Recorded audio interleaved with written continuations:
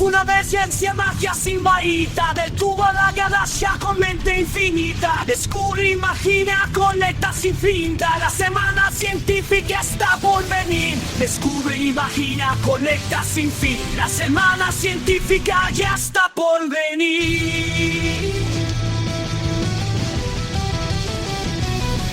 Técnicos cerebros, trabajo de verdad. En batas y micros comienza la unidad. Descubrimientos que el mundo cambió y mujeres brillantes que todo rompió. Dios no dejó ideas que modos que hacen, trajes brillantes que todo rompió. Vacunas, ensayos que irraden, salud humana, conciencia, ciencia nos salva, nos hace inmortal. Y los divulgadores, voz del saber, hacen que todos podamos entender. Descubre lo que está por venir, conecta al saber, siente la emoción, vive la ciencia, siente su pasión.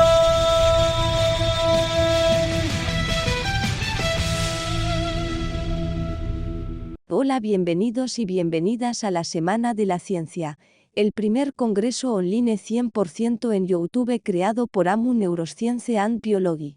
Toma asiento, porque comenzamos con el cuarto día de congreso Érase una vez la ciencia. Cuarto episodio. Érase una vez los premios Nobel. Recibamos con un fuerte aplauso a AMU. Buenas a todos, bienvenidos y bienvenidas a Érase una vez la ciencia. Este congreso que estamos haciendo y que va relacionado cada día con una temática un poquito distinta. Hoy concretamente vamos a hablar de los premios Nobel. Sí, hoy nos hemos centrado en los premios Nobel, que tienen a su vez su historia. Para darnos un poquito de contexto y para saber un poco de qué va a ir el día de hoy precisamente, deciros que los premios Nobel son conocidos precisamente por otorgar cada año, con ese premio, en principio un reconocimiento, digamos, a las investigaciones, precisamente, de esos investigadores que hemos visto el primer día de congreso.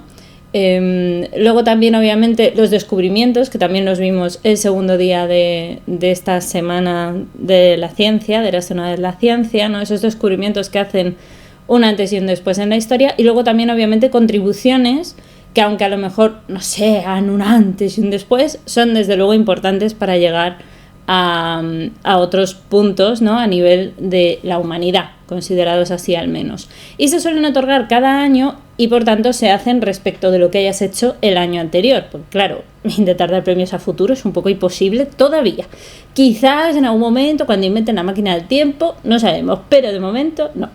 Entonces, este tipo de premios realmente nacieron por la voluntad de Alfred Nobel, que es precisamente por quien llevan el nombre, y Alfred Nobel realmente empezó, o mejor dicho, se hizo esto en el año 1895, porque este señor, Alfred Nobel, por aquellos que no lo conozcáis o no lo tengáis ubicado, fue un químico e ingeniero, también fue escritor e incluso también, por supuesto, inventor. De hecho, fue el causante de que se descubriera, se inventara, mejor dicho, la dinamita. Y bueno, pues tuvo mucha controversia precisamente por esto, porque también hacía un poco inventos para poder crear armas, etcétera. Entonces mucha gente pensó que había sido una de las personas que bueno, había promovido que hubiera la Primera y la Segunda Guerra Mundial, que luego estuvieron, etcétera. En fin, la cuestión es que el hombre, como no era esa su intención, pues quiso un poquito quitarse, digamos, esa etiqueta, y cuando ya estaba prácticamente muriéndose, dijo que lo que quería es que sobreviviera el legado de él como científico, y por tanto donó todo su dinero para formar el Instituto de los Premios Nobel, que es el que se encarga precisamente de otorgar, y además lo dijo así, dijo: quiero que se haga una aportación de un premio, de un reconocimiento, y sobre todo que haya incluso una aportación económica para aquel que gane el premio, para darle esa visibilidad a la ciencia y al científico que hay detrás de ella. Así que, bueno, pues como cuestión ahí está un poco la historia de Alfred Nobel. Evidentemente, los premios Nobel que se llevan haciendo desde entonces, pues han tenido muchísimas polémicas. De hecho, es una de las cosas que seguramente vamos a ver hoy.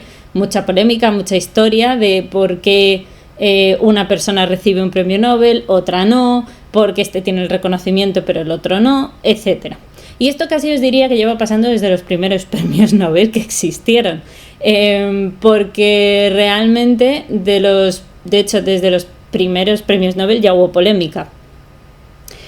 Uno de los ejemplos más claros es el de Sully Prudhomme, que recibió el premio Nobel de literatura, porque sí, también se ha premiado la literatura con los premios Nobel, y mucha gente no estaba de acuerdo porque decían que cómo no se lo habían dado a León Tolstoy, que era un poeta muchísimo mejor, etcétera. Y la organización lo que justificó es que entonces los poetas más victorianos era un poco como lo que más gustaba y lo que más se reconocía en ese momento, y por tanto se lo dieron al que era mejor en ese ámbito, que era Sully Prudhomme. Pero bueno, ya como veis ya empezaban las polémicas incluso en la primera edición, digamos, de los premios Nobel, así que todo lo que veamos después pues va a ser lo mismo, solo que en cada caso pues hay una historia. Es verdad que hay veces que ha sido con más justificación y otras veces menos. También es cierto que aunque se empezaron a celebrar como digo, hace ya bastante tiempo, en la época de la Segunda Guerra Mundial, sobre todo, con la Alemania nazi y todo esto, fue cuando nació un poquito ese premio Nobel de la Paz, que se ha incorporado después, y también deciros que pese a que los premios Nobel son en los que nos vamos a centrar hoy, también ha habido otros muchos premios que han ido naciendo y que han ido surgiendo un poquito para dar reconocimiento a ramas de la ciencia y a científicos que ha habido detrás, como por ejemplo la parte del premio Hubble o el premio de la medalla Fields, que están sobre todo orientados para las ciencias matemáticas, o asimismo la parte de historia, los historiadores, la ciencia histórica, todos los que se dedican normalmente a veces incluso a arqueología, antropología, muchas veces también entran casi en estos premios internacionales de ciencias históricas, porque son un poco más enfocados en ese sentido. Así que bueno, los premios no lo son todo en la vida, pero evidentemente pues siempre tener un premio Nobel da un extra en tu currículum que hay que tener en cuenta. Y deciros que realmente cuando una persona gana un premio Nobel recibe una medalla como la que veis ahí un poco en el logo, ¿vale? Que es la medalla del Nobel, es la imagen estándar del premio Nobel, básicamente, con la cara de este señor así del perfil bueno. Un diploma en el cual pues se dice por qué lo ha ganado, las personas que lo hayan ganado y tal, y el año en el que ha ocurrido. Y luego una cuantía económica, que esto depende un poco, pero en general son, para que os hagáis una idea, en el año 2013 el premio ya subió a unas 10.000 coronas suecas, que son como 1 millón de euros. Así que normalmente muchos de estos científicos precisamente lo que hacen es que con ese premio Nobel lo que hacen es financiar más todavía investigación, que como ya os comenté el primer día, pues la financiación siempre es un límite y bueno, pues ahí está. Pero esa sería un poquito la historia en general. Y como último detalle y curiosidad, deciros que, aunque parezca mentira, ha habido gente que ha ganado hasta más de un premio Nobel. Quizás uno de los casos más sonados, y precisamente porque ayer estuvimos hablando de mujeres científicas, es la grandísima Marie Curie, que ganó en 1903 el premio Nobel de Física y después el premio Nobel de Química en 1911. En concreto, el primero fue por descubrir los fenómenos de la radiación, y luego el de Química en 1911 precisamente por el aislamiento del radio y del polonio, siendo todavía a día de hoy la única mujer que tiene 2 premios Nobel y concretamente la única persona, si no recuerdo mal y si no me fallan los datos, y si no, corregirme en los comentarios, que ha ganado 2 premios Nobel en disciplinas distintas, Premio Nobel de Física y Premio Nobel de Química, que es bastante poco habitual. Luego sí que tiene 2 premios Nobel en Química también, otro científico muy interesante que es Linus Pauling, que obtuvo el Nobel de Química en 1954 por descubrir la naturaleza de los enlaces químicos, y también en 1962 porque fue muy activo en la investigación de las pruebas nucleares terrestres. John Bardeen también destaca por tener doble premio Nobel de Física, concretamente en 1956 por descubrir el famoso transistor, que ahora es tan importante y lo tenemos en todas partes, y en 1972 por la superconductividad de los materiales, ¿no? Frederick Sanger obtuvo también doble premio en química en 1958 por determinar la estructura de la insulina, de la cual en parte ya hemos hablado, y también en 1980 por determinar el método de secuencia, que hoy en día es tan conocido, el método de secuencia de Sanger del ADN, y que ha permitido tantos avances y descubrimientos a nivel de la genética, ¿no? De la insulina, ya os digo, hablamos el día de los descubrimientos, así que si os interesa un poco, pues por ahí podéis verlo, pero vamos, a Sanger no le mencioné porque no estaba tanto en el descubrimiento, sino, como os digo, en ver la estructura de la insulina, que se determinó, pues como veis, bastantes años más tarde respecto de su descubrimiento, cosas que a veces ocurren en la ciencia. Y por último, mencionaros por supuesto a Carl Barry Sharpless, que también obtuvo doble premio en química, y este es un poquito más reciente, ya del año 2001, con la oxidación catalítica quiral, ¿vale? Las moléculas quirales, y en 2022, hace nada, por el famoso click, del cual ya hemos hablado también por aquí, con alguna que otra noticia, así que lo podréis ver seguramente en algún otro vídeo del canal. Y tras toda esta introducción, yo creo que ya estáis preparados para aprender todavía mucho más de los premios Nobel, así que os dejo con los ponentes y vamos a ver realmente cómo lo vamos a ir contando todo.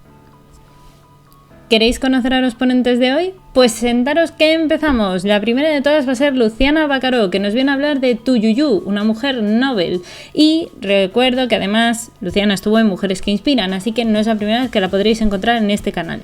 Por otro lado tenemos a José Ramón Belsué, que tampoco es la primera vez que está en este canal, porque ya participó con nosotros en Érase una vez los descubrimientos. Hoy concretamente nos viene a hablar de Wilhelm Conrad Röntgen con el Nobel por los rayos X. Y después vendrá nuestro queridísimo Javier Martín Morientes con A Prueba con Javier, ya sabéis que es su nombre en redes sociales, y él nos viene a hablar de la física de la IA y los premios Nobel que ha habido detrás. Y en última instancia estaré yo misma contándoos una historia muy interesante con una científica que ganó un premio Nobel, y ella es Rosalind Yalow, el Nobel del radioinmunoensayo, una técnica que se llama RIA por sus siglas y que quizás os interese conocer, sobre todo si vivís en el mundo del laboratorio. Así que comenzamos. Bueno, pues empezamos por Luciana Baccaró, que nos va a hablar de Tu Yuyu, una mujer Nobel. Y aunque no es una mujer Nobel, Luciana Baccaró es investigadora, participó en Mujeres que Inspiran, por si queréis ir a verlo en este mismo canal de YouTube y en el canal de YouTube de My World Lab, ya lo sabéis. Y concretamente también os he de decir que la podéis seguir en redes sociales como Parasitillos y podéis preguntarle un montón de cosas de ciencia porque sabe un montón, sobre todo de parasitología. Dicho todo esto, os dejo con ella y les pido también un fuertísimo aplauso para escuchar su charla.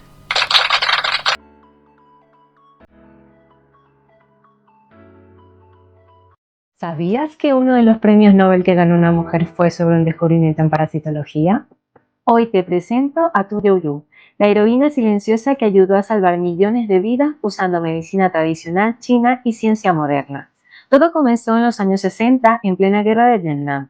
La malaria arrasaba en el sudeste asiático. Tanto soldados como civiles morían por una enfermedad causada por un parásito diminuto pero mortal llamado Plasmodium. Ningún medicamento funcionaba bien, la resistencia a los fármacos era cada vez peor. Entonces, el gobierno chino puso en marcha el Proyecto 523, un programa militar secreto para encontrar un remedio capaz de eliminar esta enfermedad conocida como malaria. Y ahí entró en escena una mujer que no era famosa, ni tenía títulos internacionales, y tampoco había salido de su país. Ella se sumergió en textos antiguos de medicina china, buscando pistas. Revisó más de 2000 recetas tradicionales y encontró una planta usada hace siglos para la fiebre, Artemisia annua, también conocida como ajenjodulce. Pero no fue tan fácil, porque los primeros extractos no funcionaban. Ella intuyó que el calor destruía el principio activo, así que cambió el método, extrayendo la sustancia en frío y finalmente funcionó. Aisló un compuesto llamado artemisinina, que resultó ser un arma letal contra la malaria, representando entonces un antes y un después en la lucha contra esta enfermedad. Y según cuentan, ella fue la primera en probar el fármaco. Esta científica nació en China el 30 de diciembre de 1930. Estudió en la Universidad Médica de Pekín, donde se formó en farmacología con un enfoque en medicina tradicional y técnicas modernas de investigación. En 2015, con más de 80 años, recibió el Premio Nobel. No solo fue la primera china en ganarlo y la 12ª mujer en recibir el Nobel de Fisiología o Medicina, sino que su investigación ha representado un gran impacto en la ciencia y en la medicina occidental. Desde su descubrimiento, más de 200 millones de enfermos de malaria han sido tratados con artemisinina, llegando a disminuir hasta un 40% el porcentaje de muertes en las últimas décadas, en buena parte gracias a los tratamientos derivados de esta planta. Actualmente, a sus 94 años, vive en la República Popular China y es reconocida como una de las científicas más influyentes del siglo XXI. Su historia demuestra que la ciencia necesita curiosidad, constancia y mucha creatividad. No importa si vienes de una gran universidad o de un laboratorio humilde, si haces buena ciencia puedes cambiar el mundo. Así que si estás viendo esto y alguna vez pensaste, ¿puedo yo estar en la ciencia? Por supuesto que sí, tú también puedes ser una Tuyuyu del futuro. Muchísimas gracias, Luciana, por lo que nos acabas de descubrir, a Tuyuyu y a toda su historia que hay detrás. También ahora vamos a escuchar a otra persona que ya habéis visto en este canal, por lo menos si habéis estado por aquí algunos días pasados del Congreso, y es que el martes que hicimos el día de Érase una vez los descubrimientos ya le tuvimos aquí a José Ramón Belsue y hoy vuelve para contarnos la historia de Wilhelm Conrad Röntgen, que nos viene a contar básicamente cómo ganó un poco el premio Nobel de los rayos X, una historia sin lugar a dudas que va a ser muy interesante, así que os pido un fuertísimo aplauso para él una vez más.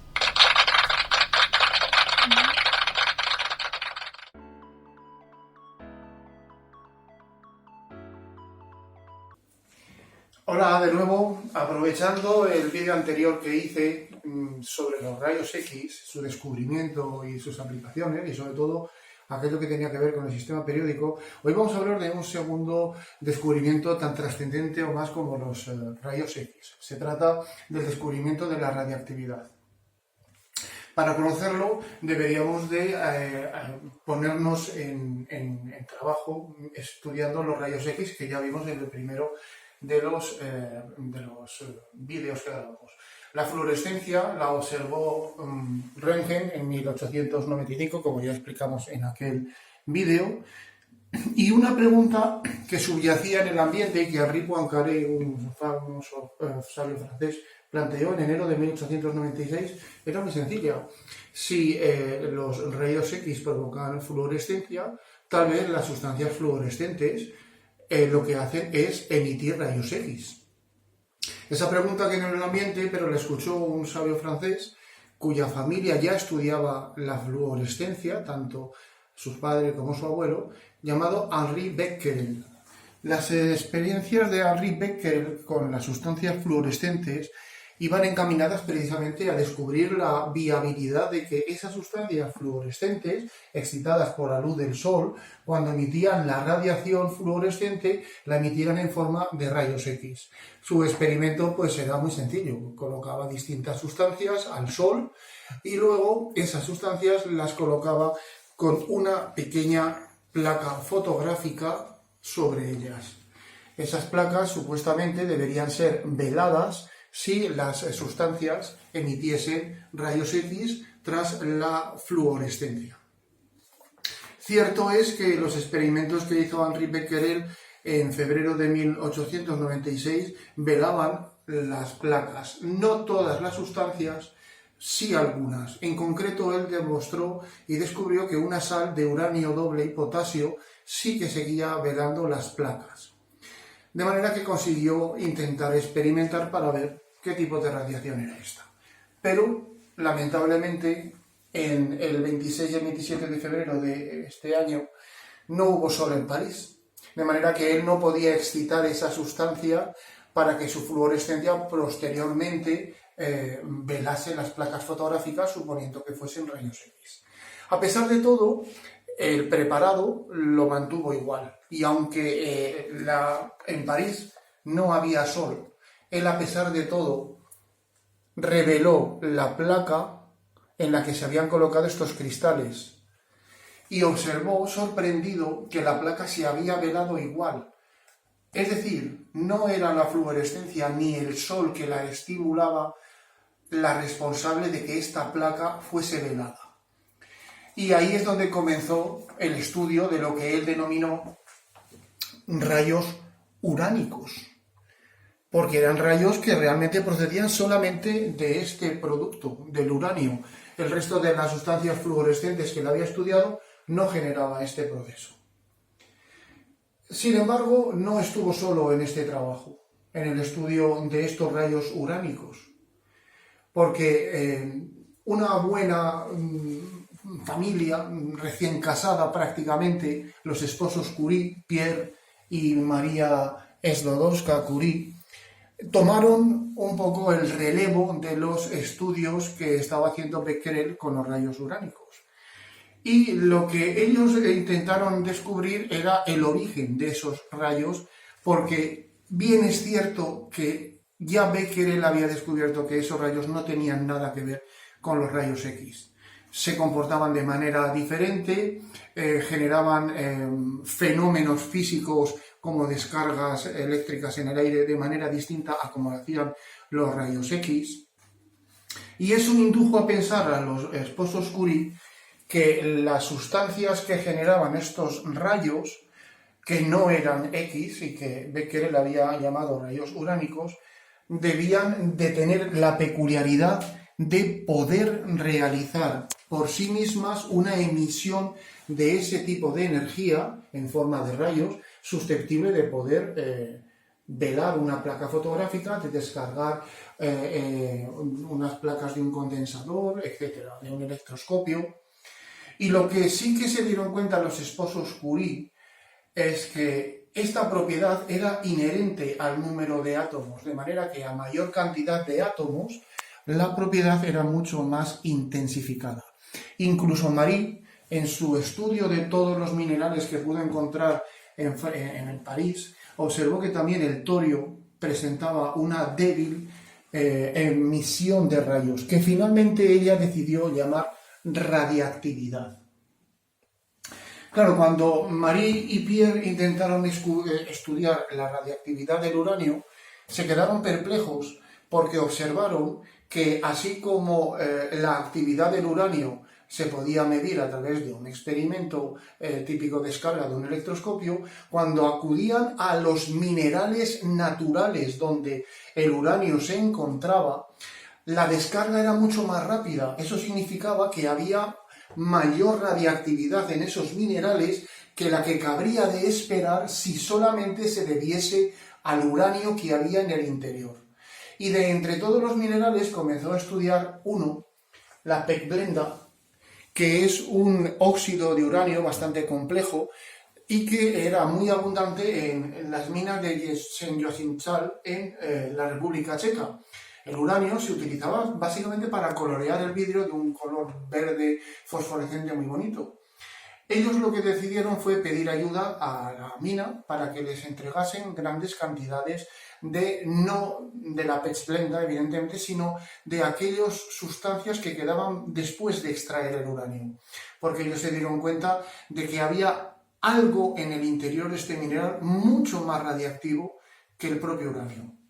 En un análisis inicial, tanto Pierre como Marie descubrieron primero el polonio uno de los elementos más radiactivos que existía en ese momento, muy parecido al yodo, en la misma familia, y posteriormente el radio.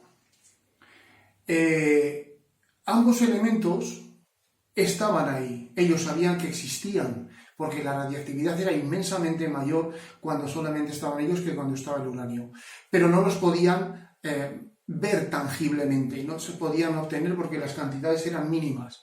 Y su trabajo, su ímprobo trabajo fue tratar de obtener una cantidad visible, al menos de uno de los dos. Y eso lo consiguieron mediante las muestras de los detritos de la mina de la República Checa, trabajando durante 2 años con más de 2 toneladas de esos detritos y sometiendo los sucesivos productos al ataque de ácidos, de álcalis, etc., consiguieron obtener un pequeño residuo de algo más de 1 miligramo de una sustancia que era muy compatible con el bario y que decidieron llamarla, como ya hemos dicho, radio. El estudio del radio abrió una gran puerta a las preguntas de por qué estas sustancias de manera automática emiten energía, de dónde procede esa energía no se agota, esa energía de dónde viene, por qué el radio calienta e incluso emite luz, etc. Este estudio les llevó a los esposos Curie y a Becquerel a recibir en 1903 el Premio Nobel de Física y después solo a Marie Curie en 1911 el Premio Nobel de Química por el descubrimiento en el primer caso de la radiactividad y en el segundo del polonio y del radio. Completamos esta introducción a la radiactividad hablando de Ernest Rutherford, quien realmente estudió esos rayos que procedían de las sustancias radiactivas y descubrió que no era un tipo de rayos, sino que eran 3 tipos de rayos. Eran rayos alfa, producidos por partículas de 2 protones y 2 neutrones, es decir, núcleos de helio. Había partículas beta, que eran electrones libres, y había una radiación que era puramente energética, electromagnética, que llamó rayos gamma. Esas 3 radiaciones son las que forman la radiactividad. La procedencia de la radiactividad es la emisión de radiaciones por núcleos inestables de forma espontánea. Ese es el descubrimiento de María y de Pierre Curie, corroborado por Ernest Rutherford.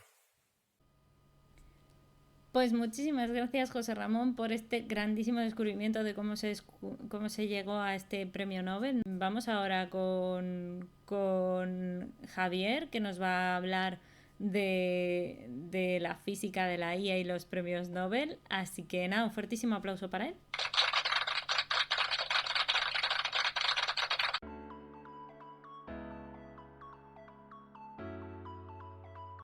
La física ha sido clave para el desarrollo de la inteligencia artificial. Esto es algo que casi nadie se podría esperar, puesto que todos tenemos, digamos, esa noción intuitiva de que la lingüística, la filosofía, las matemáticas o la informática son áreas del conocimiento que nos han ayudado a desarrollar esa tecnología que tan de moda está últimamente, como es la inteligencia artificial, que ya sabéis que desde 2022 con ChatGPT pues es prácticamente la palabra o el área social de moda. Y es que todos estamos hablando de inteligencia artificial, puesto que ha emergido una tecnología que está cambiando áreas como el trabajo, como la ciencia, como la ingeniería o casi prácticamente cualquier cosa, porque la realidad es que la inteligencia artificial está premiando prácticamente todo. Bueno, aquí Javier de @pruebaconjavier, físico y divulgador de ciencia y tecnología, y en este vídeo quería contarte la historia del Premio Nobel de Física de 2024. Y diréis, ¿y esto qué tiene que ver con la inteligencia artificial? Pues es que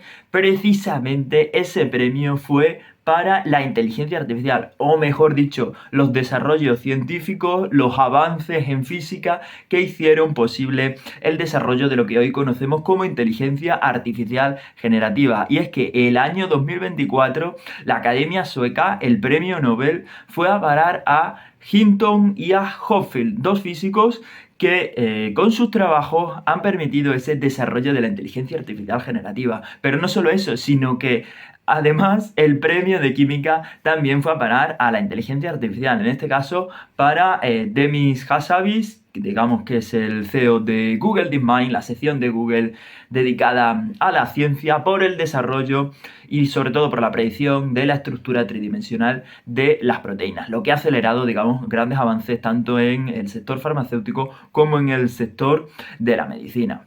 No me quiero olvidar de David Becker y John Jumper, también ganadores de ese premio Nobel, y en el caso de Jumper, además, compañeros de Demis Hassabis en la sección vertical de Google DeepMind, la de IA y ciencia dentro de Google. Y es que Demis Hassabis, el CEO de esa empresa, digamos que al final pues es la persona más relevante y digamos que ahora mismo es una de las personas que tienen las llaves del desarrollo de la inteligencia artificial. Y me interesa bastante este tema porque precisamente grandes científicos como Hinton, como Demis Hassabis, pues al final son algunas de las grandes personalidades que están ahí, digamos que codo con codo, puesto que también están las grandes tecnológicas. De hecho, Hinton también es ex trabajador de Google y nos interesa mucho conocer sus visiones. De hecho, incluso, por ejemplo, en el caso de Hinton, que realmente es bastante pesimista con el desarrollo y sobre todo en lo que acabe pasando al final con la inteligencia artificial en, digamos, todo el planeta. Y ahí sí me parece bastante curioso que se le haya otorgado el premio Nobel de Física, en este caso a Hinton,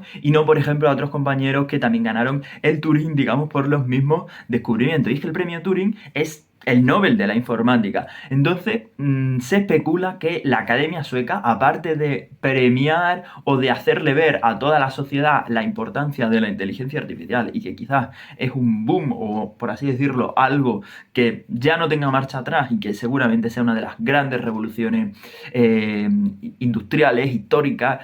Pero bueno, no me enrollo más porque eso daría pie para una buena tertulia filosófica y científica. Lo que sí vamos a ver es por qué realmente se le dio el premio Nobel de Física a Hinton y a Hopfield, los físicos que permitieron el desarrollo de la información y sobre todo de la inteligencia artificial generativa utilizando casos, estudios y ideas que proceden de la mecánica estadística, del magnetismo o de la física de la energía. Y es que precisamente eso es en lo que se basan las redes neuronales. Seguramente te suena el concepto de redes neuronales, sobre todo si tienes algún conocimiento de inteligencia artificial generativa, porque digamos serían como los algoritmos, las matemáticas que están detrás de la inteligencia artificial. Pues bien, precisamente era lo que estaba diciendo al principio. Las matemáticas las vemos, la informática la vemos, sabemos que está ahí, sabemos que detrás de ChatGPT, de NotebookLM, de Gemini están las matemáticas o la informática. Pero ¿dónde está la física?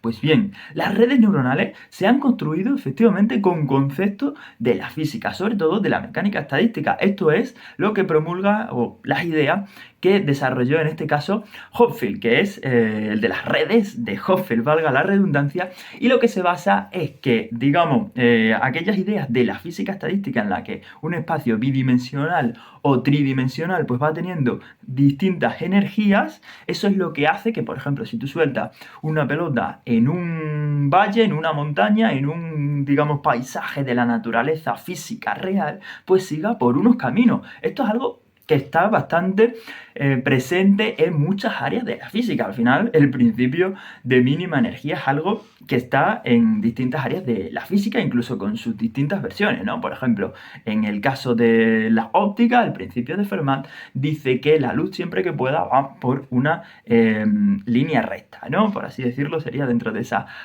primeras ramas de la óptica introductorias, pero al final esto es algo que lo estamos viendo en prácticamente todas las áreas de la física. Pues bien, eso se aplica precisamente también en el caso de las redes neuronales. Nosotros podemos mapear ese espacio bidimensional y entonces que las decisiones de las redes neuronales pues se vayan, por así decirlo, allí a donde haya menos energía. Y diréis, Javier, ¿pero esto de verdad se aplica en la inteligencia artificial? Pues sí, porque al final tenemos tantos datos, tenemos tantos mapeos de tanta información bidimensional o unidimensional o multidimensional, porque ahí tenemos muchos tensores, efectivamente, muchos vectores o muchas matrices, imágenes, vectores que dan las características de de una imagen o de una palabra, y todo eso es en base a lo que funcionan las arquitecturas de la inteligencia artificial. Pues bien, Hoffman lo que dijo es que hay escenarios que son más probables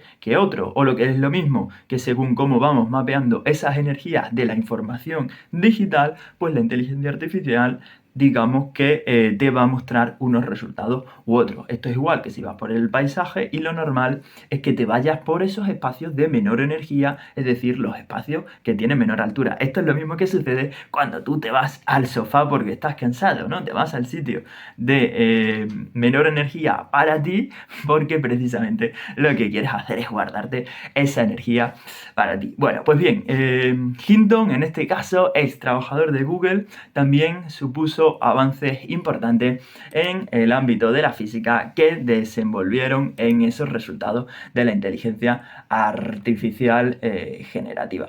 Al final, lo que desarrolla Hinton son modelos, sobre todo en este caso precedentes también de la mecánica estadística, pero también del magnetismo. En este caso concreto de Hinton, construyó un concepto que se llama máquina de Boltzmann, que son técnicas para reducir el ruido y para preentrenar esas redes neuronales. Es decir, las ideas de Hinton lo que vienen a traernos es que aquellos resultados que es capaz de generar la inteligencia artificial, pues se puedan ir mejorando con el tiempo. Y eso es lo que hace que a ti, cuando te dibujan en una inteligencia artificial generativa, ya sea la de ChatGPT, ya sea la banana de Google, pues no te salga la nariz por aquí o la oreja por aquí arriba. Pues eso es lo que, digamos, aporta Hinton, o al menos su parte física es lo que luego se ha ido aportando en esas redes neuronales y arquitectura de los modelos de inteligencia artificial. Porque al final son técnicas de reducción de ruido, son técnicas de búsqueda de la estabilidad, y al final básicamente lo que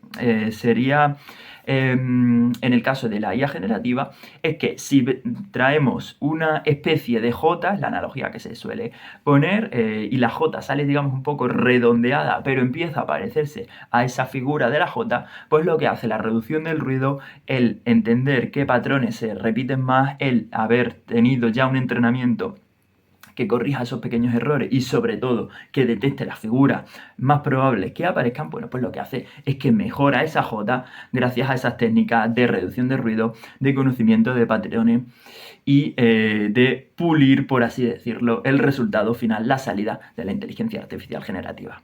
¿Y tú qué opinas? ¿Crees que fue un premio Nobel justo o crees que debería haber ido a un premio Nobel de física puro y duro? Es una de las grandes preguntas de ese premio Nobel de física, pero bueno, lo que espero que hayas aprendido y entendido es que sí, no solo hay matemáticas, programación, lingüística o filosofía detrás de la inteligencia artificial generativa, sino que también tenemos física. Te cuento muchas más cosas de física y sobre todo de inteligencia artificial para estudiantes, para profesores, para aprendices y para curiosos en mi canal en A Prueba con Javier. Espero que os haya gustado este vídeo y nos vemos en la próxima. Un saludo, chao.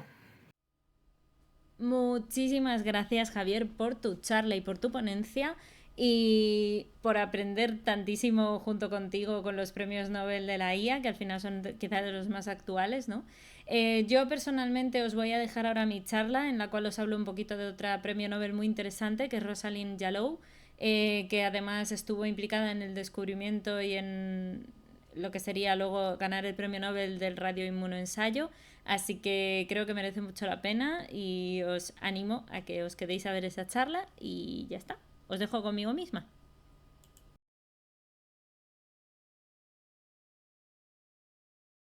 Buenas, espero que os estén gustando todas las charlas. Yo aquí os traigo mi pequeño aporte sobre los premios Nobel. Y concretamente, aunque ya os lo he explicado al principio, recordaros que los premios Nobel los debemos a este señor de aquí, que es Alfred Nobel.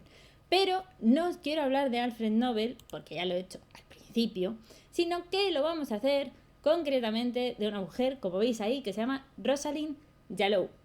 ¿Y por qué es importante Rosalind Yalow? Os preguntaréis vosotros. Pues Rosalind Yalow literalmente es una mujer que ganó el premio Nobel en Fisiología y en Medicina en 1977, el cual obviamente no ganó sola, compartió su premio con Andrew Victor Schally y el francés Roger Williams, porque literalmente ella, junto con estos dos investigadores, hicieron grandes contribuciones para identificar y poder utilizar las hormonas peptídicas, es decir, proteínas que además tienen una acción hormonal, y concretamente por conseguir una técnica absolutamente maravillosa que se utiliza a día de hoy muchísimo, que es el radioinmunoensayo.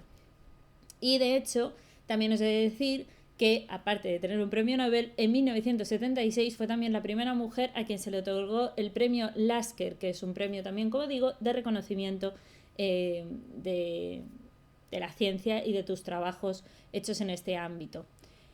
¿Qué podríamos contar de nuestra queridísima Rosalind?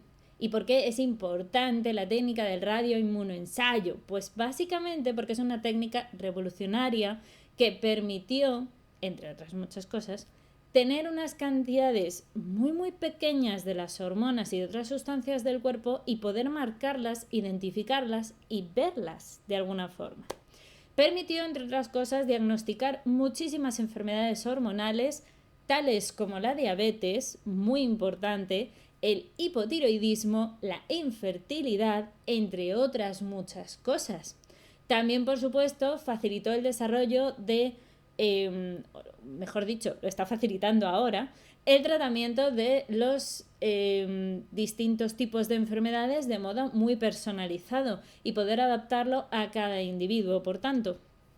Y sobre todo ha ayudado y sigue ayudando mucho en estudios de virología, endocrinología, cáncer y neurología. O sea, que literalmente el premio Nobel está más que merecido para nuestra queridísima Rosalind Yalow, una mujer extraordinaria, que además, insisto, su aportación, junto, por supuesto, con otros científicos, de esta técnica ha ayudado y ha salvado vidas por montones. Así que, sin lugar a dudas, no podemos dejar de hablar un poco también de cómo es esa técnica, que quizás no todos la conozcáis. Pero para que nos entendamos, ¿qué es ese radioinmunoensayo? Pues lo cierto es que es un método basado en usar una cosa que se llaman anticuerpos y sustancias radiactivas que permiten literalmente poder marcar, identificar esos componentes que son los anticuerpos y a su vez a lo que se van uniendo. Y eso permite que, junto con unos buenos microscopios, ¿vale?, que te permiten ver esa radiación que emiten, pues tú puedas identificar dónde hay un receptor o dónde hay una proteína o dónde hay un anticuerpo que se está uniendo, insisto, con otra proteína, y por tanto te permite saber que esa proteína está ahí. Sobre todo, también quiero destacar que Rosalind Yalow fue una mujer pionera en ciencia y tuvo que aguantar un poquito también que en la Segunda Guerra Mundial, aunque ganó el premio Nobel de Medicina una amiga suya que era Gerty Cori, fue de hecho ella la segunda mujer después de la guerra, como digo, que ganó un premio Nobel. También que era además judía, por lo que tuvo también un poco de controversias por eso, y hubo un poco de rechazo, ya sabéis, épocas convulsas. También que se enfrentó, como era un poco típico en la época, al machismo y al antisemitismo del sistema académico, y que a pesar de todo logró su doctorado de física, trabajar en medicina nuclear y, como digo, crear, junto con otros científicos, el radioinmunoensayo y especialmente el poder llegar a conseguir incluso un premio Nobel que, como hemos dicho, es uno de los grandes reconocimientos en el ámbito de la ciencia en general. Y por todo eso, nuestra queridísima Rosalind Yalow se merecía estar en el día de los premios Nobel. Y además, también de paso, me servía para recordaros que ayer hablamos de mujeres científicas y por ende, pues tenemos, como veis, tanto mujeres científicas que han sido importantes como mujeres científicas que incluso han llegado a conseguir premios Nobel. Por eso quería yo aprovechar y mencionar a una de ellas. Espero que os haya gustado y que os sigan gustando lo que nos queda del Congreso. Y nos vemos con mucha más ciencia.